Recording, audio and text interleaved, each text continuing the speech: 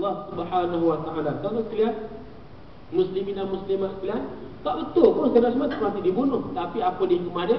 Hikmah dia orang Mekah tu dengar orang Islam berbaiat, timbul rasa takut, rasa bimbang, rasa gerun. Kalau perang, Hudaybiyah dengan Mekah dekat dah. 1,600 orang, tuan-tuan. Kalau perang, belum tentu Mekah boleh menang. Rekodnya ada. Kita sebut Ramadan, Yaumul Furqan, hari perbeza, hak dan batil di perang Badar. Dah. Berlipat kali ganda mereka. Kalah. Kita baca Quran. Kita baca walaqad nasarakumullahu bi badrin wa antum azillah fattaqullaha la'allakum tashkurun. Dan sesungguhnya kami telah menolong kamu pada hari Badar wa antum azillah, dan kamu dalam keadaan lemah. Fattaqullah, maka bertakwalah kamu kepada Allah, mudah-mudahan kamu bersyukur. Kalah kafir Mekah, tuan-tuan. Itu perang bulan Ramadan, kalah juga. Baik, apa kemunculan? 2-3 hari, 2 hari lagi dah. 2 hari setengah hari sambutlah kita tahu raya korban, ingat balik kita, ingat apa, tak jemu kita, tuan-tuan. Itu kau selera sekali. Raya korban ni tuan-tuan ingat perang Ahzab, ingat perang Badar. Raya terdepan ingat perang Uhud. Lepas tu perang Zatul Riqaq, lepas tu Bir Ma'unah, Yam Ar-Rajih, perang Kabul, perang Mu'tah, perang Hunain, perang Taif, perang Baqah, perang Yamamah, banyak lagi. Siri peperangan Nabi sertai, sahabat-sahabat sertai. Mengapa kita duk ingat perang Ahzab?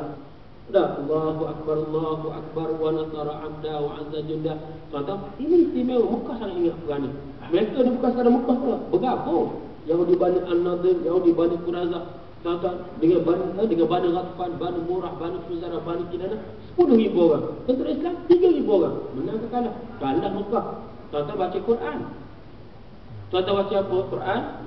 Suratul Ahzab ayat 9. Ya ayyuhallazina amanu dzkuru ni'matallahi 'alaikum idz ja'atkum junud farsalna 'alaihim riha wa junudan lam taraha. Wahai orang-orang yang beriman, ingatlah kamu nikmat Allah pada kamu ketika datang musuh, maka kami mengirimkan kepada mereka ribut kafan, yakni angin kencang, wa junudan lam taraha, dan tentera Allah yang tak nampak, dan sekalian, yakni tentera malaikat yang turun membantu pejuang Islam. Tuan-tuan, cerita tentera malaikat ni dia bukan cerita zaman Nabi saja. Bukan zaman kita dah sampai kiamat. Sebab apa? Cerita Quran ni, tuan-tuan, betul Ustaz. Masa perang di Afghanistan tahun 80-an dulu, yang Soviet jajah tahun 79 Afghanistan. Gulbuddin Hekmatyar, pelajar fakulti kejuruteraan tahun ketiga, University of Kabul. Dia anak muda pertama Pak sebut Pak Jihad, dia tuan-tuan sekalian. Pelajar fakulti engineering, tuan-tuan sekalian. Lepas tu lah dia banding mengajar gambar baru nak jatuh, tuan-tuan. Dan tengok, akhirnya berbondong-bondong anak muda daripada Arab ni, pada Asia, datang ke Afghanistan.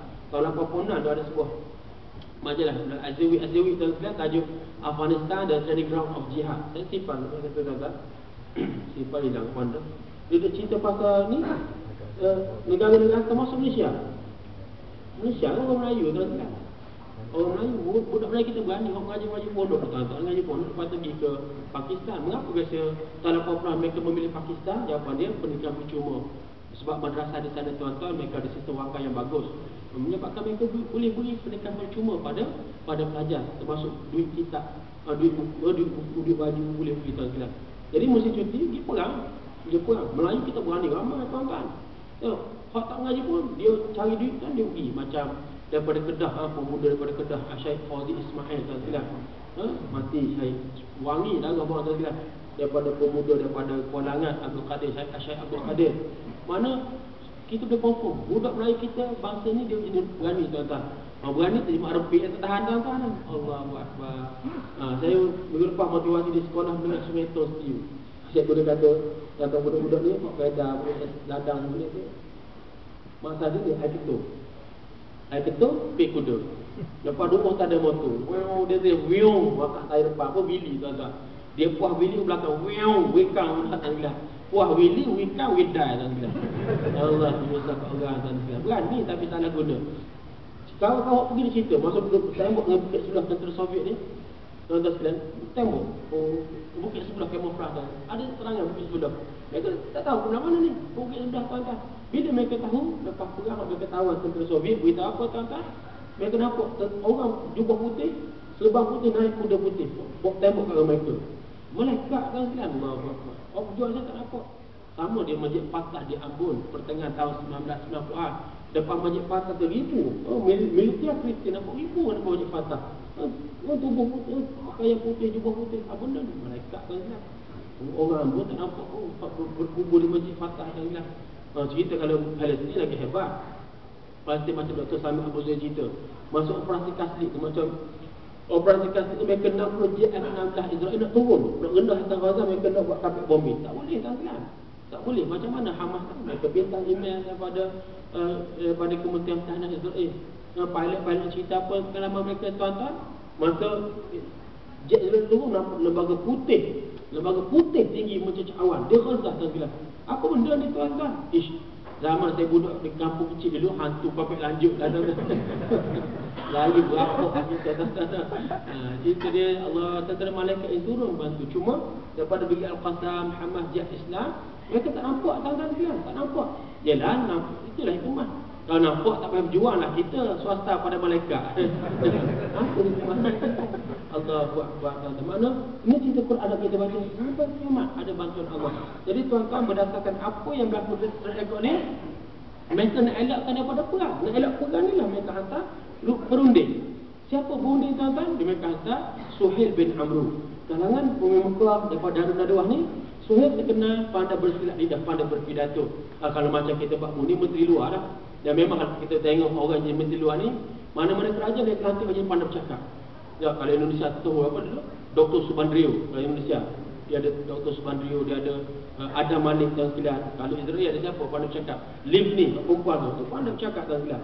Ya, jadi sama dia kata Suhail bin Amru untuk berunding. Dan dalam sirah kita baca tuan-tuan, mereka hantar berunding itu sendiri. Tuan-tuan, menunjukkan mereka mengakui kehebatan kerajaan Islam Madinah. Ini ibu-ibu yang dirahmati oleh Allah Subhanahu wa taala. Berlakulah sulh Hudaybiyah, perjanjian Hudaybiyah. Dan pintu besar kata Ibnu Sa'ad dan ulama lain ialah ni pintu masuk kepada kemenangan Islam. Sampai boleh tahu Mekah, sampailah pensyariatan kepada ibadah haji, dan kemudian dia kita sebut tadi Hajjatul Wida. Lambanglah kemenangan himpunan paling besar dah. Mekah dan Muslim. Itu sebab Hudaybiyah. Sebab apa Allah turun surah kemenangan lepas perjanjian, walaupun atas kertas berat-berat, tidak adil kepada kerajaan Islam, tak adil kepada umat Islam, tapi tengok Allah turun surah kemenangan.